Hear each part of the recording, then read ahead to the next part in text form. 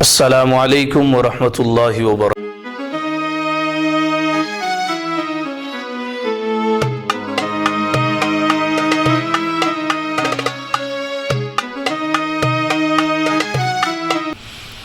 لقد كان لكم في رسول الله أسوة حسنة صدق الله مولانا العظيم۔ اللهم صل على سيدنا ومولانا محمد وعلى آل سيدنا ومولانا محمد وبارك وسلم وصل عليه صلاة وسلاما عليك يا سيدي يا رسول الله وعلى آلك وأصحابك يا سيدي يا مراد المشتاقين۔ نہایت واجب الاحترام معزز و مکرم سامعین و ناظرین، اللہ پاک کے بے پایا لطف و کرم اور حضور نبی رحمت جان دو عالم صلی اللہ علیہ وآلہ وسلم کی نظر رحمت سے آج ہم دروس سیرت کی اس چوتھی ایپیسوڈ میں حضور نبی رحمت جان دو عالم صلی اللہ علیہ وآلہ وسلم کے والدین کریمین طیبین طاہرین نیرین منورین کے احوال و آثار کا ذکر خیر کریں گے۔ نبی کریم صلی اللہ علیہ وآلہ وسلم کی والدہ ماجدہ سیدہ آمنہ رضی اللہ تعالی عنہا کا تعلق قریش کی ہی ایک شاخ بنو زہرہ سے تھا۔ دو سوال پیدا ہوتے ہیں کہ حضور علیہ السلام کے والد گرامی کے نکاح کے لیے بنو زہرہ کا انتخاب کیوں کیا گیا، اور پھر بنو زہرہ میں سے سیدہ آمنہ کو ہی منتخب کیوں کیا گیا؟ دونوں سوالوں کے جوابات انتہائی دلچسپ ہیں کہ سیدنا عبد المطلب حضور کے دادا جان یمن تجارت کی غرض سے یا کسی کام کی غرض سے تشریف لے گئے تو وہاں کا ایک یہودی قیافہ شناس تھا۔ اب قیافہ شناس کسے کہتے ہیں یہ بات بھی دلچسپی سے خالی نہیں ہے۔ یہ قیافہ شناسی پامسٹری سے ملتا جلتا علم ہے، فرق صرف یہ ہے کہ پامسٹری میں صرف ہاتھوں کو دیکھا جاتا ہے، ہتھیلیاں دیکھ کر بتایا جاتا ہے کہ بھئی آپ کی آنے والی زندگی کیسے بسر ہوگی، اور قیافہ شناسی میں پورا جسم شامل ہوتا ہے۔ جسم کے مخصوص بعض حصوں کو دیکھ کر، خد و خال کو دیکھ کر قیافہ شناس بتا دیتا ہے کہ آپ کی آنے والی زندگی کیسے بسر ہوگی، آپ کے احوال کیسے ہوں گے، زندگی میں کیا پریشانیاں اور کیا خوشیاں پیدا ہوں گی۔ اور ایک اچھا قیافہ شناس عمومی طور پہ درست تجزیہ کرتا ہے۔ عرب میں یہ علم عام تھا، اور حضور علیہ السلام کے دور مبارک میں بھی قیافہ شناسی کو عروج حاصل رہا۔ صحیح بخاری کی حدیث پاک ہے، سیدہ عائشہ صدیقہ بنت صدیق رضی اللہ تعالی عنہ راویہ ہیں کہ ایک مرتبہ میرے سرتاج حضور نبی کریم رؤوف الرحیم صلی اللہ علیہ وآلہ وسلم گھر تشریف لائے تو جب بھی گھر تشریف لاتے تھے گھر خوشیوں سے جگمگانا شروع کر دیتا تھا، غم دور ہو جایا کرتے تھے، پریشانیاں ڈیرے اٹھا کے چل دیا کرتی تھی۔ تو جب اس خاص دن تشریف لائے چہرہ مبارک پر خوشی کے اثرات بہت زیادہ تھے۔ میں عرض گزار ہوئی، یا رسول اللہ صلی اللہ علیہ وسلم آج چہرہ مبارک پر خوشی کے اثرات عام دنوں کی نسبت زیادہ ہیں۔ مصطفیٰ نے فرمایا عائشہ ایک بات بتاؤں؟ یا رسول اللہ ارشاد فرمائیے۔ مصطفیٰ نے فرمایا آج ایک قیافہ شناس آیا تھا اور اس کا نام مجزز مدلجی تھا۔ کہا کہ اسامہ اور زید دونوں باپ بیٹا لیٹے ہوئے تھے، سر پہ چادر تھی، پاؤں ننگے تھے۔ یہ مجزز دیکھ کے کہتا ہے یہ باپ بیٹے کے پاؤں لگ رہے ہیں۔ میں اس لیے خوش ہوں کہ اب وہ لوگ جن کے دلوں میں معاندانہ جذبہ ہے اب ان کی زبانیں خاموش ہو جائیں گی کہ وہ مجھے نبی ماننے سے انکاری کرتے ہیں مگر قیافہ شناس کی بات کو رد نہیں کرتے۔ اب اس کا پس منظر کیا ہے کہ حضور علیہ السلام نے جب جناب زید کی شادی کی، اللہ تعالیٰ نے ایک بیٹا عطا کیا، اس کا نام اسامہ رکھا گیا۔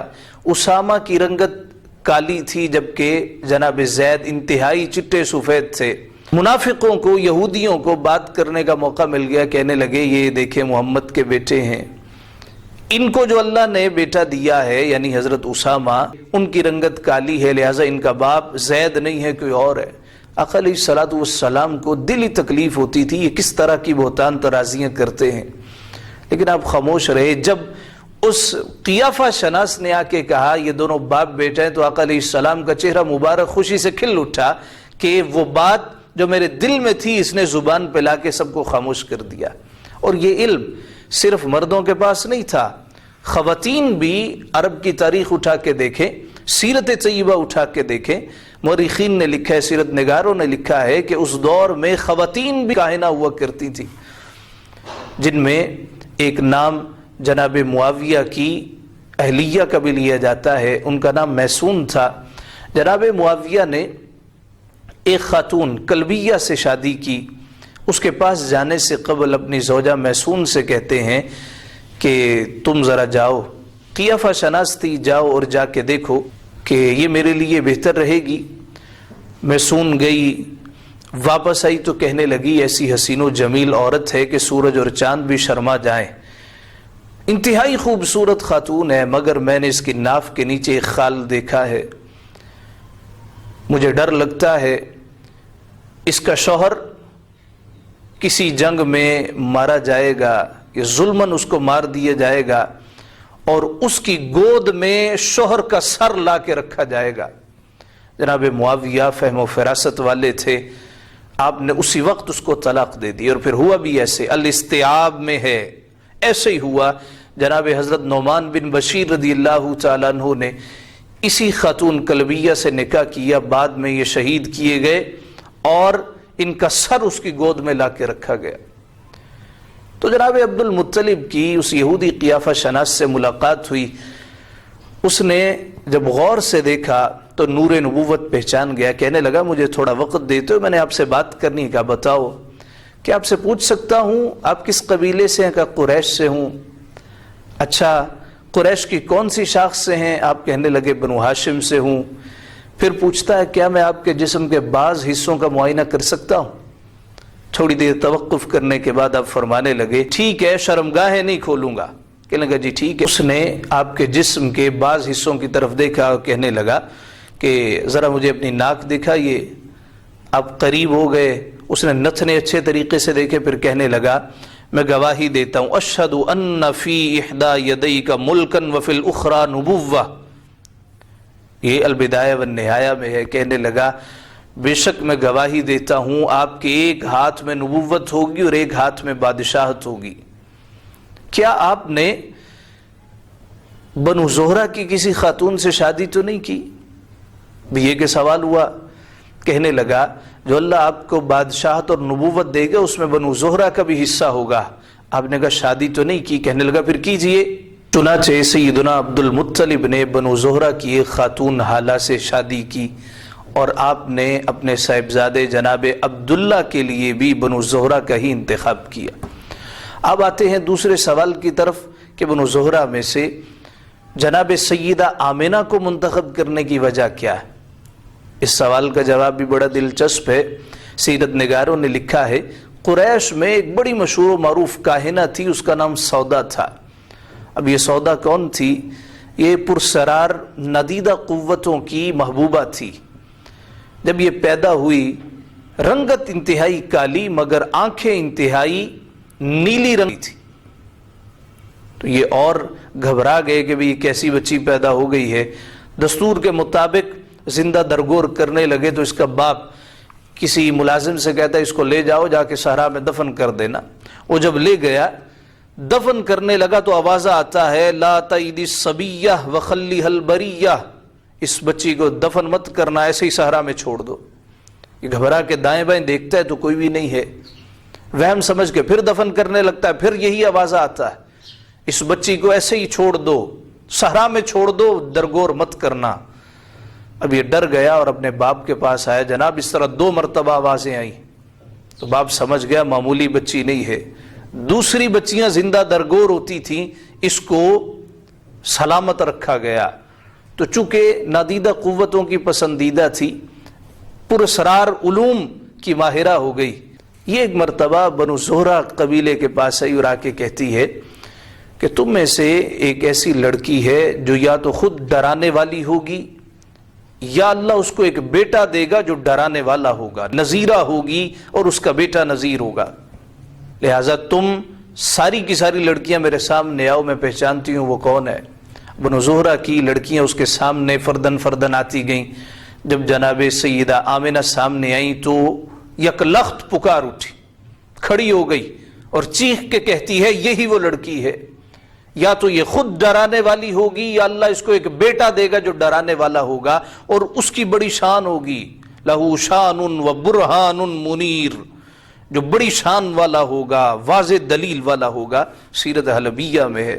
کاہنہ کی اس پشین گوئی کے علاوہ سیدہ آمنہ کو منتخب کرنے کی وجہ یہ بھی تھی کہ بنو زہرہ کی ممتاز ہستی اور بنو زہرہ کے سردار جناب وہب کی صاحبزادی سیدہ آمنہ رضی اللہ تعالی عنہا اس قبیلے کی انتہائی معزز عفت ماب خاتون تصور کی جاتی تھی۔ جناب سیدہ آمنہ کے والد وہب کی نظر انتخاب بھی حضرت عبداللہ پر تھی، اور حضرت عبد المطلب بھی بنو زہرہ میں ہی اپنے بیٹے کی شادی کرنا چاہتے تھے، اور وہب جناب عبداللہ کا دیوانہ اس لیے تھا کہ ایک مرتبہ جناب عبداللہ جنگل میں پھر رہے تھے، وہب بھی کہیں پھرتا پھراتا آ گیا۔ اس نے کیا دیکھا کہ چند یہودی عبداللہ کو مارنے کے در پہ ہیں، تلواریں نکال لیں۔ یہ وہب گھبرا کے پیچھے ہٹا کہ بھی اتنے لوگ ہیں، میں کیسے مقابلہ کروں گا، اور عبداللہ جو کہ ابھی نوجوان ہے اس کو کیسے بچاؤں گا۔ کیا دیکھتا ہے یک لخت چند لوگ گھوڑے پہ سوار آئے، سفید رنگت والے، سفید لباس والے، تلواریں لہرا رہی ہیں، آن واحد میں ان گھڑ سواروں نے عبداللہ کو بچا لیا۔ وہب کے دل میں اس عبداللہ کی عظمت اور اجاگر ہو گئی، محبت کا جذبہ اور بڑھ گیا، اور دل میں خیال آیا میری بیٹی کے لیے اگر کوئی موضوع ہے تو یہی عبداللہ ہے۔ بعض لوگوں نے لکھا ہے جناب عبد المطلب رشتہ لے کے اس سردار کے پاس آئے، بعض نے لکھا ہے روایت کے خلاف وہب سردار خود اپنی بیٹی کا رشتہ جناب عبداللہ کے لیے لے کے گیا۔ ناظرین کرام، ذرا شادی سے پہلے اس دولہا کی جھلک بھی دیکھ لیجئے جس کی خوبصورتی کا اوراق تاریخ میں بڑا چرچا ہے۔ ناظرین کرام، ذرا شادی سے پہلے اس دولہا کی ایک جھلک دیکھ لیجئے جس کے حسن کی وجہ سے اوراق سیرت آج بھی جگمگا رہے۔ جس طرح مصر کی خواتین حضرت یوسف علیہ السلام کے شاہکار حسن کو دیکھ کر مدہوش ہو گئی تھیں، اسی طرح عرب کی عورتیں قریش کے اس جوان رانا کے جمال بے مثال پر فریفتہ تھیں اور ہوش و خیرت سے بیگانہ ہو چلی تھی۔ زرقانی نے مواہب میں لکھا ہے وَكَانَ أَجْمَلَهُمْ فَشَغَفَتْ بِهِ نِسَاءُ قُرَيْشٍ وَكِدْنَ أَن تَذْهَبَ عُقُولُهُنَّ، وہ حسین ترین انسان تھے، قریش کی عورتیں ان کی محبت میں پاگل اور دیوانی ہو جاتی تھیں۔ 10-20 نہیں، سینکڑوں لڑکیاں ان کی محبت میں گرفتار تھیں اور آس لگائے بیٹھی تھی کہ ہماری شادی عبداللہ سے ہو جائے گی، مگر جناب عبد المطلب نے سیدہ آمنہ کو منتخب کر لیا تو عشق عبداللہ میں وارفتہ دیگر لڑکیاں عمر بھر غم محبت کو دل میں بسائے کنواری بیٹھی رہیں اور انہوں نے کہیں بھی شادی نہیں کی۔ حضرت عباس رضی اللہ تعالیٰ عنہ راوی زرقانی شریف میں ہے، آپ بیان کرتے ہیں جب عبداللہ کی شادی آمنہ سے ہوئی تو بنی مخزوم اور بنی عبد مناف کی 200 لڑکیاں شمار کی گئیں جنہوں نے عبداللہ کو نہ پا سکنے کے غم میں مرتے دم تک شادی نہیں کی۔ کیا تاریخ میں کوئی ایسا البیلہ آپ کی نظروں سے گزرا ہے جس سے نکاح نہ ہونے کے غم میں 200 لڑکیاں عمر بھر کنواری بیٹھی رہیں؟ نہیں، ہرگز نہیں۔ یہ حسن تھا تو میرے مصطفیٰ کے والد گرامی کا حسن تھا۔ اور اصل بات یہ ہے کہ ذاتی طور پر کوئی شخص اتنا حسین ہو ہی نہیں سکتا۔ جناب عبداللہ کے جمال بے محابہ کا اصل راز یہ تھا کہ آپ نور نبوت کے حامل تھے، نور مصطفیٰ کے امین تھے۔ اسی نور کے جھلکنے کی بنا پر آپ کا چہرہ غیر معمولی طور پر تاباں و درخشاں تھا۔ سیرت نگاروں نے لکھا ہے، سیرت حلبیہ میں ہے، وَكَانَ نُورُ النَّبِيِّ صلی اللہ علیہ وآلہ وسلم یرا فی وجہہ کالکوکب الدری، ان کے روح انور پر نور مصطفیٰ یوں جھلکتا تھا جیسے چمکتا ہوا تارا ہوتا۔ نور نبوت کا حامل یہ بانکا سجیلا جوان 18 برس، بعض نے 25 کا بھی قول کیا، 18 برس کی عمر میں جب بن سور کر دولہا بنا ہوگا تو اس کی سج دج کا عالم کیا ہوگا۔ یہ تمام خواتین جانتی تھیں کہ عبداللہ کے چہرے پر دمکنے والا نور جس عورت کی طرف منتقل ہوگا وہ روئے زمین کی سب سے خوش نصیب خاتون ہوگی۔ چنانچہ سیرت نگاروں نے لکھا ہے جب آپ دولہا بنے اپنے ابا جان کے ساتھ جا رہے تھے تو فاطمہ نامی ایک مالدار حسینہ تھی، بعض نے اس کا نام قتیلہ لکھا ہے، بعض نے رقیقہ لکھا ہے، بعض نے لائلہ بھی نقل کیا۔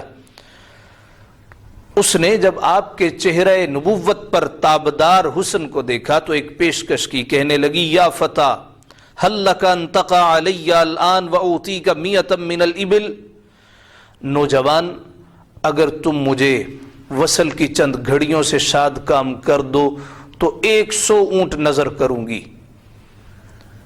چند گھڑیوں کے لیے 100 اونٹ، وہ بھی کسی خاتون کی طرف سے کہا جا رہا ہے، اس سے بڑھ کر امتحان کیا ہو سکتا؟ وہ کہا گیا ہے در جوانی توبہ کردن شیوائے پیمبری، وقت پیری گرگ ظالم می شود پرہیزگار۔ جوانی کے عالم میں توبہ کرنا یہ انبیاء کا شیوا رہا۔ بڑھاپے میں تو خونخوار بھیڑیا بھی شریف ہو جاتا ہے کہ اب پنجے کمزور ہو گئے ہیں، اب وہ گناہ کر نہیں سکتا جو جوانی کے عالم میں گناہ ہو سکتا تھا۔ یہ عین شباب کا عالم ہے۔ ایک خاتون وصل کی چند گھڑیوں کے عوض 100 اونٹ کا نذرانہ پیش کر رہی ہے، مگر انکار کر دیتے۔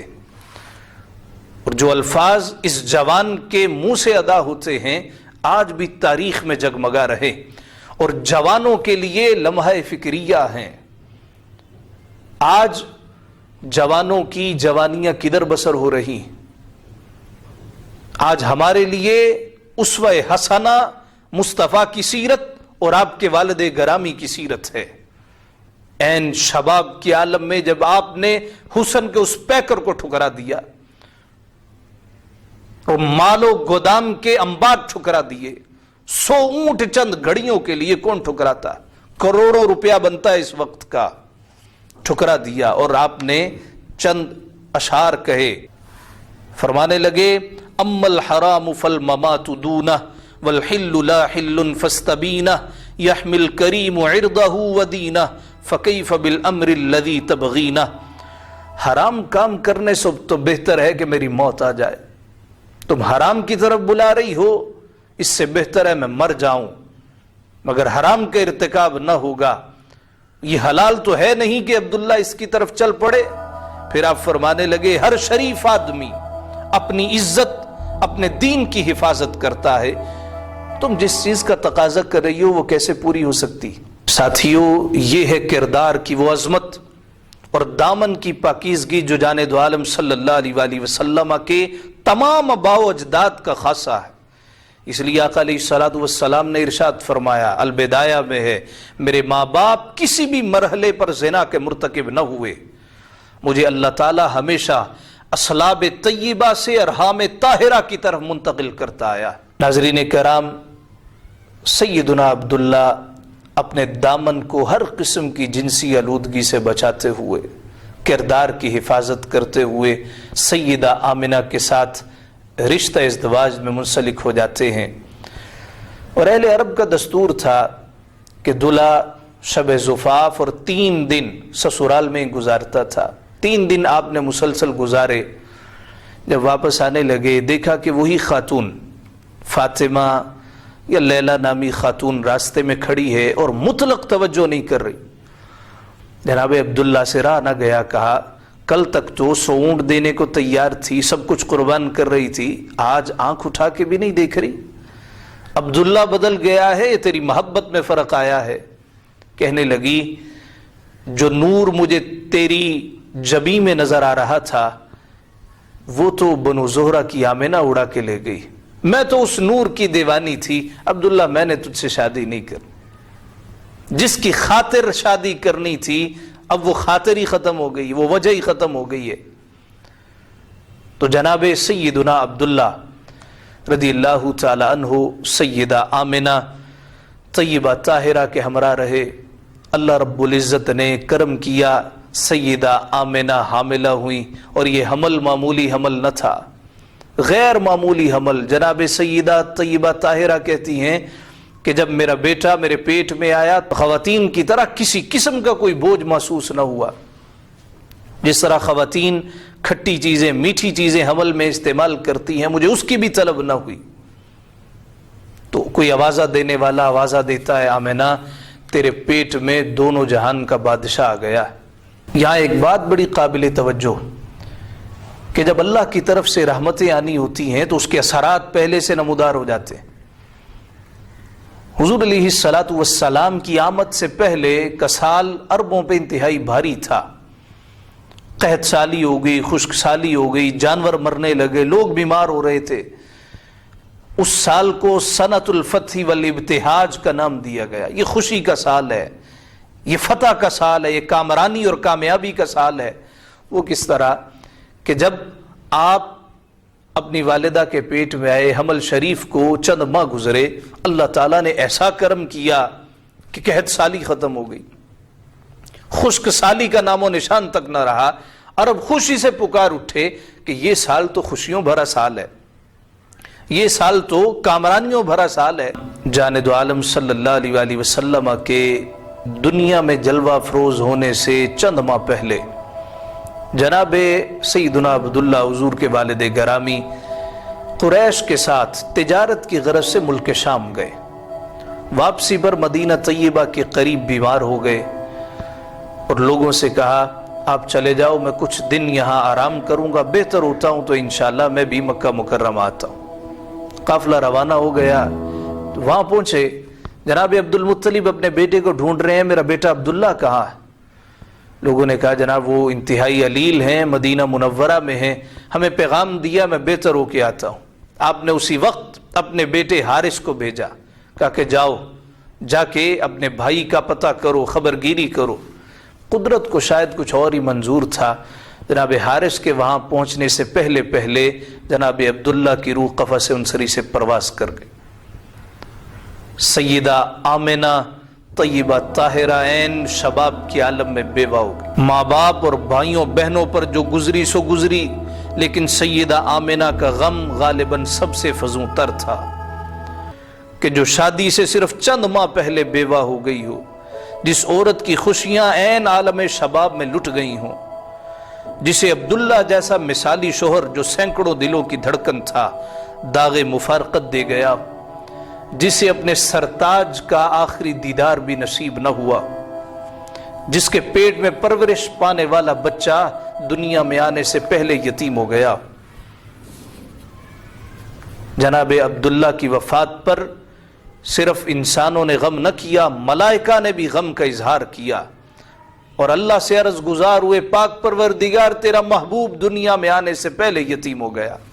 تو ارشاد ہوتا ہے، الزرقانی نے نقل کیا، الاسرار المحمدیہ میں ہے، دربار الہی سے جواب آتا ہے، انا ولیہ وحافظہ وحامیہ وربہ وعونہ ورازقہ فصلوا علیہ وتبرکوا باسمہ۔